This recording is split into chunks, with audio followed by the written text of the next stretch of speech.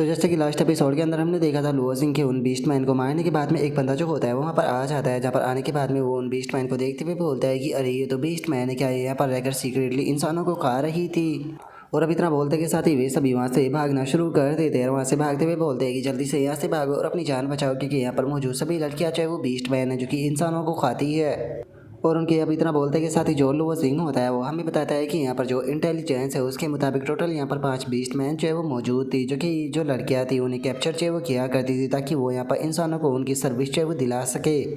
लेकिन इनकी हरकतें जो है वो यहीं तक ही नहीं रुकी, बल्कि ये यहाँ पर जो इंसान थे उनमें से कुछ इंसानों को सीक्रेटली जो है वो खा जाया करती थी, जिस टाइम पर वे प्लेजर का मजा लिया करते थे। अगर जो बीस्ट मैन है उनकी बात की जाए तो ये हाई एवोल्यूशन वाली न्यूक्लियर बीस्ट होती है, जो कि अपने आप को इंसानों के अंदर इवोल्व ही नहीं कर पाती, बल्कि जो इनकी इंटेलिजेंस होती है वो भी बिल्कुल इंसानों के ही बराबर होती है।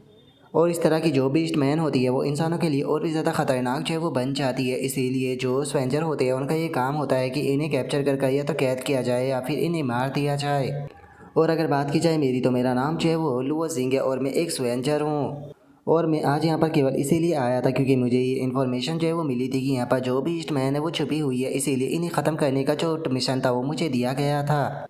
और इन न्यूक्लियर बीस्ट को यहाँ पर ख़त्म करने के कारण केवल मुझे जो मिशन को कंप्लीट करने का रिवॉर्ड है केवल वही प्राप्त जो है वो नहीं होगा, बल्कि इन न्यूक्लियर बीस्ट को मारने के कारण जो इनका न्यूक्लियर कोर है वो भी मुझे प्राप्त होगा। और अगर जो स्ट्रेंजर है उनकी बात की जाए तो ये एक स्पेशल प्रकार का प्रोफेशन होता है हमारे वर्ल्ड के अंदर, जिनका काम होता है कि मिशनों को एक्सेप्ट करना और उन मिशनों को कंप्लीट करना, जिसे कंप्लीट करने के कारण उन्हें जो स्पेशल रिवॉर्ड होते हैं वो भी प्राप्त होते हैं। और अगर जो स्वेंजर है उनकी बात की जाए तो उन्हें डायरेक्टली जो स्वेंजर गिल्ड होती है उनके द्वारा मैनेज वो किया जाता है, जो कि इस चीज़ के लिए रिस्पॉन्सिबल होते हैं कि जो ट्रेबल है वो उसे सोल्व करे। और अगर बात की जाए इस चीज़ की कि जो स्वेंजर होते हैं वो इस चीज़ को क्यों कर पाते हैं, तो यहाँ पर ज़्यादातर जो स्वेंजर होते हैं वो न्यू ह्यूमन है, जिन्होंने कि न्यूक्लियर एनर्जी के कारण अपनी जो पावर है उसे अवेकन जो है वो किया है। क्योंकि यहाँ पर जो ये न्यूक्लियर एनर्जी थी इसके यहाँ पर इन्फेक्शन के कारण केवल जो न्यूक्लियर बीस्ट है उन्हें ही यहाँ पर जो रिवॉर्ड है वो प्राप्त नहीं हुआ, बल्कि कुछ इंसान भी ऐसे थे जिन्हें कि इस चीज़ से जो रिवॉर्ड है वो प्राप्त हुआ है। जिसके कारण से काफ़ी सारे इंसान ऐसे थे जो कि अपनी जो फिजिकल पावर थी उसे बहुत ज़्यादा इम्प्रूव जो है वो कर पाए। और केवल इतना ही नहीं, उनमें से कुछ लोग ऐसे भी थे जिन्होंने की जो सुपर पावर थी उसे अवेकन किया और ख़ुद को बहुत ज़्यादा पावरफुल बना लिया, जिन्हें कि न्यू ह्यूमन का नाम दिया गया। और अगर बात की जाए मेरी, तो देखा जाए तो मैं भी एक न्यू ह्यूमन हूँ। और अगर मेरी जो स्पेशल एबिलिटी है उसकी बात की जाए तो वो मेरे आइटम है, जो कि मेरी खुद की यहाँ पर स्पेशल एबिलिटी जो है वो नहीं है। क्योंकि अगर जो मेरी स्पेशल एबिलिटी है उसकी बात की जाए तो वो खुद ही सच में बहुत ज़्यादा अजीब है। क्योंकि अगर मेरी बात की जाए तो मैं एक अनाथ था जो कि काफ़ी मुश्किल से सर्वाइव जो है वो कर पाया था, जिसके बाद में मैंने यहाँ पर जो फंक्शन और ऑर्गेनाइजेशन थी उसे ज्वाइन कर लिया और ख़ुद को सर्वाइव करने के लिए पावरफुल बनाने लगा। और मेरी ज़िंदगी जो है वो इसी तरीके से जो है वो यहाँ पर कट रही थी जब तक कि मैं अपनी जो सेवियर है उससे नहीं मिल गया, जो कि हमारी सेवियर टीम की कैप्टन है और उसका नाम जो है वो फैन जिया हुआ है, जो कि मेरी सेवियर है। और कैप्टन से मिलने के बाद में जो मेरी ज़िंदगी थी वो पूरी तरीके से चैन जो है वो हो गई। क्योंकि जो कैप्टन थी उसे इस चीज़ के बारे में पता जो है वो चल गया था कि मैं एक न्यू ह्यूमन हूँ, जिसके अंदर की जो कॉन्स्टिट्यूशन है वो अवेकन जो है वो हो चुकी है। इसीलिए उन्होंने मुझे अपने द्वारा बनाई गई जो टीम थी उसे ज्वाइन करने दिया, जिसका नाम केटविन लेपोर था। और उसके बाद से मेरा ये मिशन जो है वो बन गया कि इस वर्ल्ड के अंदर सर्वाइव करने के लिए मुझे खुद को और ज़्यादा पावरफुल जो है वो बनाना होगा और इस वर्ल्ड का सबसे स्ट्रॉन्गेस्ट एवेंजर जो है वो बनना होगा। और अगर जो एवेंजर है उनके यहाँ पर जो लेवल है उसकी बात की जाए तो सबसे पहले आता है डी रैंक, फिर आता है सी रैंक, फिर आता है बी रैंक, फिर आता है ए रैंक और फिर आता है एस रैंक। और अगर इस टाइम पर मेरी स्ट्रेंथ की बात की जाए तो मैं अपने आप को काफ़ी लंबे टाइम से ट्रेन करते हुए आ रहा हूँ, जिस टाइम कारण मैं इस टाइम पर सी रैंक के मिडल स्टेज पर जो है वो पहुँच चुका हूँ। लेकिन अगर यहाँ पर इसका कंपैरिजन जो है वो ए रैंक या फिर जो एस रैंक के बॉस होते हैं जिनके पास में स्पेशल एबिलिटी होती है या टॉप टीयर के इक्विपमेंट होते हैं, अगर उनसे मैं अपना कंपैरिजन करूँ तो हम लोगों के बीच में अभी भी पावर का बहुत बड़ा गैप है। लेकिन मुझे यहाँ पर खुद को पावरफुल बनाने का जो पाथ है वो मिल चुका है, जिसकी मदद से मैं खुद को काफ़ी ज़्यादा पावरफुल बना सकता हूँ। और इस मेथड की मदद से मैं यहाँ पर जो बहुत सारे बीस्ट है उन्हें भी हरा सकता हूँ, जिसके लिए मुझे मेरे वेपनों का शुक्रिया अदा करना चाहिए, जो कि इस वर्ल्ड से बिलोंग नहीं करते। असल में जो मेरे वेपन है वो यहाँ पर जो दूसरा वर्ल्ड है उससे बिलोंग जो है वो करते हैं। और इन वेपनों का जो सोर्स है वो असल में जो मेरी स्पेशल एबिलिटी है न्यू ह्यूमन की उसी से ही रिलेटेड है। और अब इतना बोलते के साथ ही जो लुओ जिंग होता है वो अपने पैलेस पर आ जाता है, जहाँ पर आकर वो अपना गेट पर लगा हुआ जो बड़ा सा ताला होता है उसे खोलकर उसका जो पैलेस होता है उसके अंदर जो है वो आ जाता है। और वहाँ पर आने के बाद में जो लुओ जिंग होता है वो अगर अपना जो सोफ़ा होता है उसके ऊपर लेटते हुए बोलता है कि और मैं जैसे ही अपनी आंखों को बंद करता हूँ तो मैं अचानक से सो जाता हूँ। और जैसे ही मैं अपनी आंखों को खोलता हूँ तो मेरी जो सोल होती है वो दूसरे वर्ल्ड के अंदर जो है वो चली जाती है और यही मेरी न्यू ह्यूमन की स्पेशल एबिलिटी है जिससे कि मैंने अवेकन किया था। और अब इतना बोलते के साथ ही हम देखते हैं कि जो लुओ जिंग होता है वो एक अलग ही पैलेस पर आ चुका होता है। और जो लुओ जिंग होता है वो उस वर्ल्ड के बारे में हमें बताता है कि ये वर्ल्ड जो है वो मेरे वर्ल्ड से बिल्कुल डिफरेंट है, क्योंकि इस वर्ल्ड को इमोर्टल रिफाइनिंग स्टेज रियलम जो है वो कहा जाता है।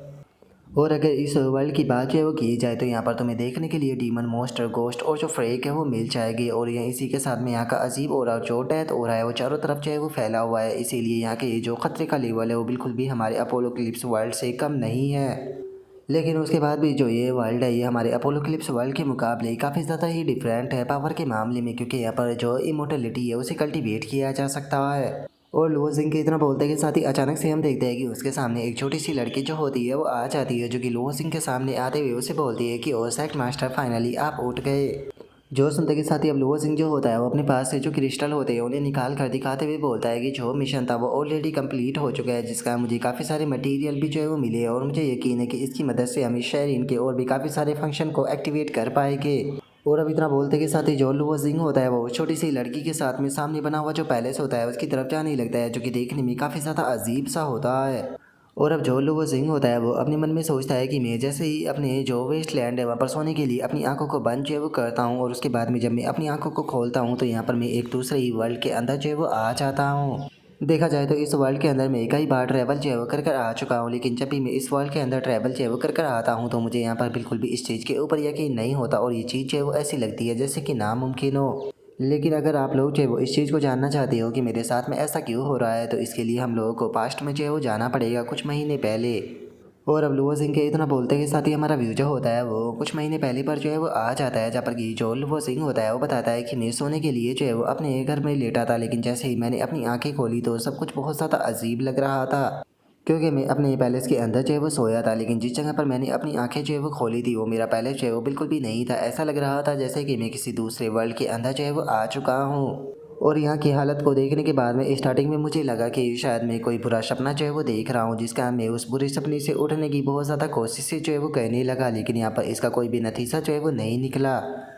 लेकिन धीरे धीरे कर यहाँ पर जो मुझे चीज़ें थी वो समझ में आने लगे कि यहाँ पर ये कोई सपना जो है वो नहीं है, बल्कि यहाँ पर जो ये डेड बॉडियाँ पड़ी हुई है असल में ये रियल है, और इनकी अंदर से आने वाली जो स्मेल है वो भी पूरी तरीके से रियल है, जिसे सूंघकर मुझे उल्टियाँ होने लगी। और इससे भी ज़्यादा अजीब बात ये थी कि यहाँ पर मेरे साथ में ट्रैवल करते हुए जो मेरा स्वेंचर ब्रेसलेट था वो भी यहाँ पर नहीं आया था, बल्कि वो यहाँ पर काम भी कर रहा था। और अब इतना बोलते के साथ ही जो लुओ जिंग होता है वो वहाँ पर पड़ी हुई जो डेड बॉडी होती है उन्हें स्कैन करने लगता है, जहाँ पर कि बताया जाता है कि ये एंशियंट ह्यूमन है जिनकी की एज जो है वो अननोन है, और अगर इनकी मौत का कारण बताया जाए तो जो इनकी एनर्जी है वो पूरी तरीके से ड्रेन हो चुकी थी। जो देखकर अब जो लुओ जिंग होता है वो हमें बताता है कि इन चीज़ों को देखकर मैं हैरान ही हो रहा था, लेकिन तभी अचानक से मेरी आंखें जो है वो एक ऐसी चीज़ के ऊपर चली गई जिसे देखने के बाद में मेरी आंखें खुली की खुली रह गई, क्योंकि आसमान में जो फ्लोटिंग एंशिएंट बिल्डिंग है वो घूम रही थी और उसके ऊपर से अजीब से जो थ्रोन थे वो भी निकले हुए थे। ये सीन जो है वो बिल्कुल किसी कल्टीवेशन वर्ल्ड की तरह था जो कि मैंने नोवेल और एंशिएंट बुक्स के अंदर देखा था।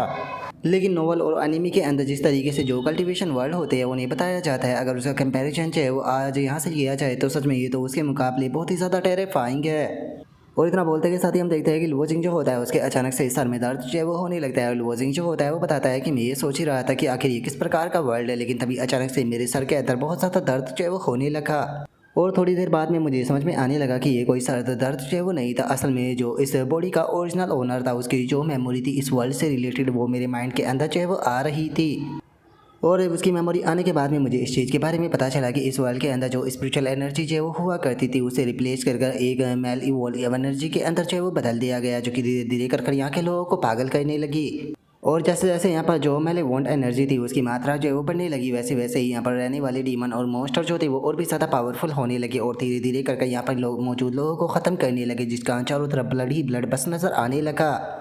लेकिन चूंकि जो कल्टीवेटर थे उनका अभी भी जो कल्टीवेशन का मेथड था वो उनके पास में जो वो बचा हुआ था और वे अभी भी इस वर्ल्ड के अंदर मौजूद थे, जिसका वे अपना जो ट्रांसलेट स्टेटस था उसे मेंटेन करने के लिए उन्होंने जो किया वो और भी ज़्यादा टेरिफाइंग था। और अगर जो इस बॉडी का ओरिजिनल ओनर है उसकी बात की जाए तो वो भी एक कल्टीवेशन सेक्ट जो था उसका असल में डिसाइपल जो वो हुआ करता था और उस सेक्ट का नाम जो है वो शावरिंग एसेंशन सेक्ट था। और दूसरे सेक्ट डिसाइपलों की तरह इसकी भी यहाँ पर कोई ज़्यादा वैल्यू जो है वो सेक्ट के अंदर नहीं थी और ये यहाँ पर सर्वाइव करने के लिए डेली जो ट्रेजर थे उन्हें ढूंढा करता था, क्योंकि ये लोग जो थे वो पूरी तरीके से बस एक ऑर्डिनरी लोग थे जिनके पास में कोई भी पावर जो है वो नहीं थी। अरबी लोग जो थे वो यहाँ पर कल्टीवेटरों का सामना नहीं कर सकते थे, जिसका बस वे कल्टीवेटर के सामने सबमिट ही कर सकते थे। और जो असल में यहाँ पर शावरिंग एसेसिन सेक्ट का सेक्ट मास्टर था वो इस तरीके से सामने आया जैसे कि वो राइट पाथ को फॉलो करने वाला और पर्सन हो जो कि इस वर्ल्ड को प्रोटेक्ट जो है वो करेगा। लेकिन ये चीज़ जो है वो रियलिटी से दूर दूर तक मैच है वो नहीं खाती थी, क्योंकि असल में जो सेक्ट मास्टर था वो यहाँ पर अपनी जो डिसाइपल थी उन्हें बस स्टॉक की तरह इस्तेमाल जो है वो किया करता था। अपनी कल्टीवेशन और असिस्टेंट को पाने के लिए जो सेक्ट मास्टर था उसने यहाँ पर जो डिसाइपल थे उन सभी को बस पोशन की तरह अब्जॉर्ब करना शुरू किया। और जो इस बॉडी का ओरिजिनल ओनर था उसे यहाँ पर जो सेक्ट मास्टर था उसने दूसरे डिसाइपलों के साथ में उसकी बॉडी की जो सोल थी उसे एब्जॉर्ब कर अपनी कल्टीवेशन का एक हिस्सा जो है वो बना लिया था। और जिस टाइम पर वो डिसाइपलों की जो सोल थी उसे एब्जॉर्ब जो है वो किया करता था तो इस चीज़ को उसने ब्लीचिंग का नाम जो है वो दिया था ताकि किसी को भी उसके ऊपर शक जो है वो ना हो सके। लेकिन सेक्ट के अंदर कुछ डिसाइपल ऐसे भी हुआ करते थे जिनके अंदर की कल्टीवेशन का थोड़ा बहुत टैलेंट जो है वो हुआ करता था, जिनका कि सेक्ट मास्टर ने यहाँ पर जो एल्केमी मटेरियल है उनकी तरह इस्तेमाल करना शुरू कर दिया। जो सेक्ट मास्टर था वो उन लोगों की बॉडी और जो फ्लैश था उसका इस्तेमाल करते हुए उनकी बॉडी और फ्लैश से गोल्डन एसेंशन पिल को रिफाइन जो है वो किया करता था। और इसी तरीके से करते करते यहाँ पर बहुत बड़ी संख्या में जो डिसाइपल थे वो लगातार मरने लगे और खुद को सेक्रीफाइस जो है वो करवाने लगे, जिसका यहाँ पर जो लाश का इतना बड़ा ढेर है वो इसी के कारण जो है वो लगा हुआ है, जिसका ये जगह भी ऐसी एक तरीके से बस वंडरलैंड की तरह जो है वो बन चुकी है। देखा जाए तो कल्टीवेटर जो होते हैं वो यहाँ पर बड़ी बड़ी बातें करते हैं कि वे यहाँ पर सभी लोगों के लिए जस्टिस जो है वो लेकर आएंगे और सभी लोगों को एक समान स्टेटस जो है वो देंगे, लेकिन उसके बाद भी जो कल्टीवेटर होते हैं उनकी नज़रों में मॉर्टल जो है वो किसी बस पोशन से ज़्यादा और कुछ भी नहीं है। और अब इतना बोलते के साथ ही जो लुओ जिंग होता है वो खुद की बॉडी जो होती है उसे देखने लगता है और खुद की बॉडी को देखते हुए अपने मन में बोलता है कि तो क्या इसका मतलब अभी जिस टाइम जिस जगह पर मैं मौजूद हूँ ये एक कल्टीवेशन वर्ल्ड है और मेरी जो सोल है वो किसी दूसरे पर्सन की बॉडी के अंदर ट्रांसफ़र हो चुकी है। और इतना बोलते के साथ ही वापस से उसके सर में दर्द जो है वो होने लगता है, जो देखकर वो अपने सर को पकड़ते हुए बोलता है कि मेरे सर में वापस से दर्द होने लगा, क्या वापस से जो ओरिजिनल ओनर है उसकी मेमोरिया जो है वो आ रही है। और अब इतना बोलते के साथ ही उसे वहाँ पर कुछ मेमोरिया जो होती है वो दिखाई देने लगती है, जहाँ पर कि एक ओल्ड मैन जो होता है वो जो छोटा सा बच्चा होता है उसे बताता है कि जिंगर क्या तुम जानते हो कि जो हमारा वर्ल्ड है इसके अंदर बहुत सारे कल्टीवेटर मास्टर जो है वो मौजूद है। अगर उन मास्टरों की बात की जाए तो वो असेंड कर हेवन में जाते हैं और उसके बाद में अर्थ के अंदर इंटर करते हैं। उन्हें ओमनीपोटेंट लिविंग जो है वो कहा जाता है, जो कि इतने ज़्यादा पावरफुल होते हैं कि वे अपने हाथों से यहाँ पर जो क्लाउड है उसे क्रिएट कर बारिश करा सकते हैं। और अब इस मेमोरी को देखने के बाद में जो लुओ जिंग होता है वो अपने मन में सोचता है कि क्या ये ओरिजिनल ओनर के साथ में बैठा हुआ ओल्ड मैन जो है उसका एल्डर है। और उसके इतना सोचते के साथ ही जो वो ओल्ड मैन होता है वो वापस से उस बच्चे को बताता है कि क्या तुम जानते हो कि एक टाइम ऐसा था जिस टाइम पर डोइस्ट मास्टर जो है वो बहुत ही ज़्यादा कॉमन जो है वो हुआ करते थे, बिल्कुल बादलों की तरह। यहाँ तक कि एल्केमिस्ट और जो चिकित्सक है वो भी तुम्हें हर जगह जो है वो देखने के लिए मिल जाया करते थे। जो ट्रांसलेट कल्टीवेटर हुआ करते थे वो डोगों की तरह बिल्कुल कॉमन थे। यहाँ तक कि अगर तुम सड़क के एक कोने पे भी उस टाइम पर थूकते तो जो तुम्हारा थूक था वो कम से कम 5 कल्टीवेटरों के ऊपर जाकर गिरता। मैं जानता हूँ कि तुम मेरी बात के ऊपर यकीन जो है वो नहीं करोगे, लेकिन आज खुद को ये शो कॉल्ड कल्टीवेटर कहने वाले लोग जो है वो असल में उस टाइम पर मामूली डिसाइपलों से ज़्यादा और कुछ भी नहीं थे। जो सुनते के साथ ही जो छोटा सा ओरिजिनल ओनर होता है वो खुश होते हुए बोलता है कि अरे वाह वो तो सच में बहुत ज़्यादा अमेजिंग टाइम था। जो सुनते के साथ ही वो ओल्ड मैन जो होता है वो छोटे लुओ जिंग को बताता है कि वो यहाँ पर बहुत ज़्यादा अमेजिंग से भी ज़्यादा अमेजिंग था। जो कल्टीवेशन का गोल्डन एज था वो इस तरह का था कि उसके अंदर जो इविल स्पिरिट और जो डीमन थे वो भी जो राइट पाथ था उसे फॉलो जो है वो किया करते थे। और जो नंबर 1 सेक्ट था उसने पता नहीं कितने ग्रेट डीमन कोडों को ख़त्म जो है वो किया था। और उसके जो सेक्ट मास्टर हुआ करते थे उन्होंने असल में एक पीएलएस टेक्निक को बनाया था, जो कि जो इमोर्टल और डीमन थे उनकी कल्टीवेशन का जॉइंट था। और उसे कल्टीवेट करने के कारण जो डिसाइपल थे केवल उनकी जो कल्टीवेशन का लेवल था वही स्पीड के साथ में इंक्रीज जो है वो नहीं होता था, बल्कि ये कल्टीवेशन का मेथड उन लोगों को काइंड भी जो है वो बनाता था, जिसका पूरे वर्ल्ड के अंदर पूरी तरीके से पीस हुआ करता था। और अब इस सीन को देखते हुए लुओ जिंग जो होता है वो अपने मन में सोचता है कि जो ये छोटा सा बच्चा है क्या ये ओरिजिनल ओनर का यंगर बॉडी है और क्या ये ओल्ड मैन जो है वो इसका एंसेस्टर है। और उसके इतना सोचते के साथ ही जो वो ओल्ड मैन होता है वो बोलता है कि लेकिन जैसा कि तुम जानते ही हो कि जो अच्छा टाइम होता है वो ज़्यादा टाइम तक जो है वो नहीं रहता। अचानक से एक दिन स्पिरिचुअल एनर्जी जो थी वो एग्जॉस्ट होने लगी और उसी के साथ में जो मेलोवॉइंट एनर्जी थी वो ओवरफ्लो करने लगी। और केवल इतना ही नहीं, जो हेवन और अर्थ था उसके ऊपर भी बहुत ही पावरफुल हेवनली ट्रिब्यूलेशन जो था वो असेंड होने लगा। और एज ए रिजल्ट यहाँ पर बहुत ज़्यादा हाई लेवल के जो कल्टीवेटर थे उन्हें बहुत बुरी तरीके से सफ़र जो है वो करना पड़ा, जिनका उनके जो मेडिडियन और जो शेप थी वो वापस से रिवर्स जो है वो हो गई, जिसका बस बहुत ही कम ऐसे मास्टर थे जो कि सर्वाइव कर पाए। और ख़ुद को बचाने के लिए मास्टर जो थे वो शेगुलेशन के अंदर जो है वो चले गए ताकि वे लोग अपने आप को प्रोटेक्ट जो है वो कर सके। इसीलिए जो सेक्ट मास्टर थे उनके पास में यहाँ पर जो लाइफ थी उसे बचाने का कोई भी रास्ता जो है वो नहीं बचा और उन्हें ना चाहते हुए भी जो एक फॉरबिडन सीक्रेट टेक्निक थी उसका इस्तेमाल जो है वो करना पड़ा। देखा जाए तो जो ये सीक्रेट टेक्निक थी इसकी मदद से जो इमोर्टल रिफाइनिंग वैली थी उसका जो कोर हेल सेक्ट था उसे यहाँ पर इस टेक्निक से परफेक्टली जो है वो बचाया जा सकता था इसे हेमलेट रिवोल्यूशन से।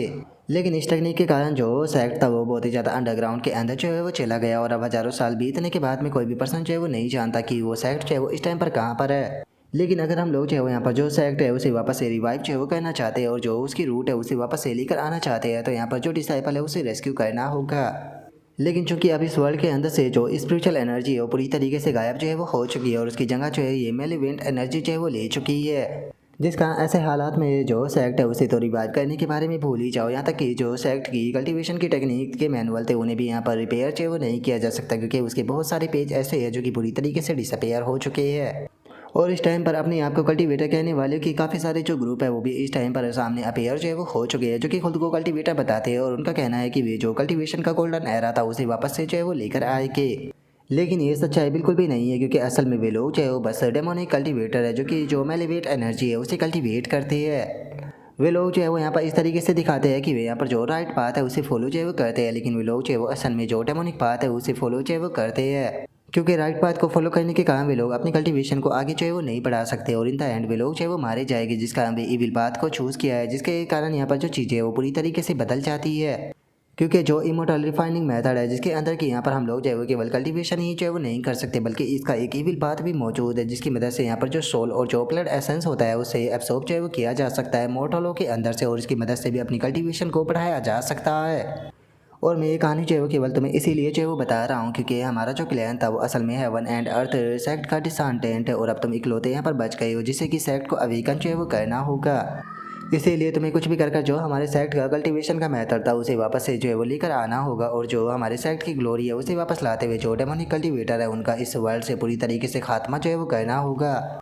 और अब उसके इतना बोलते के साथ ही हमारा व्यू जो होता है वो वहाँ पर जो वो जिंग होता है उसके ऊपर आ जाता है जो कि इस चीज़ को देखकर अपने मन में सोचता है कि देखा जाए तो इस वर्ल्ड के इस टाइम पर हालत जो है वो बिल्कुल अपोलोक्लिप्स वर्ल्ड के जैसी ही जो है वो हो चुकी है। लेकिन यहाँ पर शुगर है कि जो इस ओरिजिनल ओनर का एल्डर था उसने यहाँ पर जो पुराने सेक्ट थे उनकी इन्फॉर्मेशन को पास ऑन जो है वो कर दिया था जिसका मुझे इस चीज़ के बारे में अब थोड़ी बहुत इन्फॉर्मेशन मिल चुकी है। लेकिन सच बताओ तो ये काफ़ी ज़्यादा दुख की बात है कि जो ओरिजिनल ओनर था उसे डेमोनिक कल्टीवेटरों के द्वारा कैप्चर कर लिया गया और उसे सेक्रीफाइस कर दिया गया इससे पहले कि वो सेक्ट का जो एंट्रेंस है उसे ढूंढ पाता।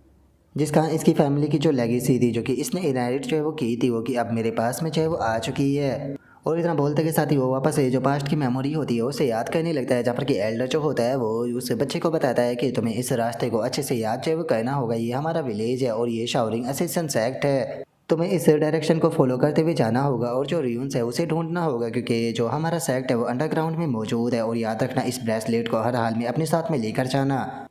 क्योंकि जिस टाइम पर तुम जो लोकेशन है उसे ढूंढ लोगे तो जो ये सिल्वर ब्रेसलेट है इसके ऊपर बना हुआ जो ये पैटर्न है इसके ऊपर तुम्हें 2 बार साउंड जो है वो करना होगा और जैसे ही तुम तीसरी बार साउंड जो है वो करोगे तो जो सीक्रेट पैसेज है वो ओपन हो जाएगा। और अब इस मेमोरी के इतना बोलते के साथ ही हमारा व्यू जो होता है वापस से लुओजिंग के ऊपर आ जाता है जो कि आगे बढ़ते हुए अपने मन में सोचता है कि ओरिजिनल ओनर का जो एल्डर था उसके मुताबिक जो सेक्ट का र्यून्स है वो इसी तरफ होना चाहिए। और अब इतना बोलते के साथ ही जो लुओजिंग होता है वो इधर उधर ढूंढने लगता है, इधर उधर ढूंढते हुए बोलता है कि चारों तरफ सर्च करने के बाद में मुझे कोई भी ऐसी जगह जो है वो नजर नहीं आ रही क्योंकि चारों तरफ यहाँ पर जो डेड बॉडी है वो पड़ी हुई है और मैं भी इसी जगह पर जो है वो उठा था। और अब इतना बोलते के साथ ही वो अपने ब्रेसलेट को एक्टिवेट करता है तो उसके पास में नोटिफिकेशन आती है कि जो स्ट्रॉन्ग न्यूक्लियर एनर्जी है उसे यहाँ पर डिटेक्ट किया गया है जो कि अंडरग्राउंड के 500 से 1000 मीटर नीचे है। जो सुनते के साथ ही अब लुओजिंग जो होता है वो अपने मन में सोचता है कि यहाँ पर क्या हो रहा है क्योंकि अगर जो स्वेंजर ब्रेसलेट है उसकी बात की जाए तो ये यहाँ पर ऑब्जेक्ट और जो न्यूक्लियर एनर्जी होती है उसे केवल डिटेक्ट कर पाता है वेस्टलैंड के अंदर। मैंने नहीं सोचा था कि यहाँ पर इस प्रकार का कोई अलार्म भी देगा। तो क्या ऐसा हो सकता है कि जिस चीज़ को मैं ढूंढ रहा हूँ वो चीज़ यहीं पर ही मौजूद है। और अब इतना सोचते के साथ ही लुओजिंग जो होता है वो एक एक कर वहाँ से पड़ी हुई डेड बॉडियों को हटाने लगता है और अब हम देखते हैं कि वहाँ पर फाइनली एक कुएं जैसा जो सीक्रेट पैसेज होता है वो ओपन हो जाता है। और अब जो लुओजिंग होता है वो उसकी तरफ देखते हुए अपने मन में सोचता है कि जो सिल्वर जेड ब्रेसलेट है उसने यहाँ पर मूवमेंट करना शुरू कर दिया, यहाँ तक कि जो शावरिंग ब्रेसलेट है वो भी मुझे अंदर न्यूक्लियर एनर्जी को डिटेक्ट जो करते हुए बता रहा है। तो क्या ये वही सेक्ट का एंट्रेंस जो है वो हो सकता है जिसके बारे में जो एल्डर था उसने पास्ट में बताया था। और अब इतना बोलते के साथ ही जो लुओ जिंग होता है वो आंखें उतरते हुए नीचे जो है वो जाने लगता है और नीचे जाते हुए अपने मन में सोचता है कि जो न्यूक्लियर एनर्जी है वो लगातार और ज़्यादा स्ट्रांग होती हुई जा रही है और जो अलार्म है उसकी भी आवाज़ें बढ़ती जा रही है। ऐसा लगता है कि मैं न्यूक्लियर एनर्जी का जो सोर्स है उसके करीब जा रहा हूँ। और अब इतना बोलते के साथ ही जो वो जिंग होता है वो आगे बढ़ने लगता है और आगे बढ़ते हुए वो बताता है कि मैं धीरे धीरे कर कर आगे बढ़ने लगा, जहाँ पर कि मैं 10,000 से भी ज़्यादा स्टेप जो है वो नीचे उतर चुका था, लेकिन यहाँ पर काफ़ी सारे जो जिंदा क्रॉप्स थे वो भी मौजूद थे। शायद यहाँ पर जो मेलेवेंट एनर्जी है उसके कारण ये लोग जो है वो जिंदा क्रॉप्स में जो है वो बदल चुके थे, जिसका यहाँ पर एक एक स्टेप चलना बहुत ज़्यादा मुश्किल जो है वो हो रहा था। और अब इतना बोलते के साथ ही हम देखते हैं कि जो लुओ जिंग होता है वो फाइनली नीचे जो है वो आ जाता है और नीचे आने के बाद में लुओ जिंग जो होता है वो बोलता है कि फाइनली मैं नीचे जो है वो आ गया, लेकिन यहाँ पर आते के साथ ही जो अलार्म है वो और भी ज़्यादा स्ट्रॉन्ग जो है वो होता जा रहा है। और अगर मैं यहाँ पर गलत जो है वो नहीं हूँ तो जो ये न्यूक्लियर एनर्जी की रेडिएशन है वो उस होल की तरफ से जो है वो आ रही है। और अब उसके इतना सोचते के साथ ही अचानक से हम देखते हैं कि सामने जो हॉल होता है उसके अंदर से कई सारे हाथ जो होते हैं उसकी तरफ आने लगते हैं, जिससे देखते के साथ ही जो वो सिंह होता है वो भी काफ़ी ज़्यादा हैरान जो है वो रह जाता है। हैरान होते हुए अपने मन में सोचता है कि वहाँ पर कोई चीज़ जो है वो मौजूद है। और अब उसके इतना सोचते के साथ ही अचानक से हम देखते हैं कि वहाँ पर एक अजीब सा जो स्केलेटन होता है वो आ चुका होता है, जो कि देखने में सच में बहुत ही ज़्यादा अजीब होता है, जो कि अब लुओ सिंह जो होता है उसकी तरफ देखने लगता है। और यहीं पर ही अब जो हमारा आज का एपिसोड है वो भी कंप्लीट जो है वो हो जाता है। तो नेक्स्ट एपिसोड के अंदर देखिए कि आगे क्या होता है। अगर आप लोगों को वीडियो अच्छी लगी हो तो लाइक करना, चैनल को सब्सक्राइब करना। मैं मिलता हूँ नेक्स्ट एपिसोड के अंदर, तब तक के लिए बाय बाय गाइस।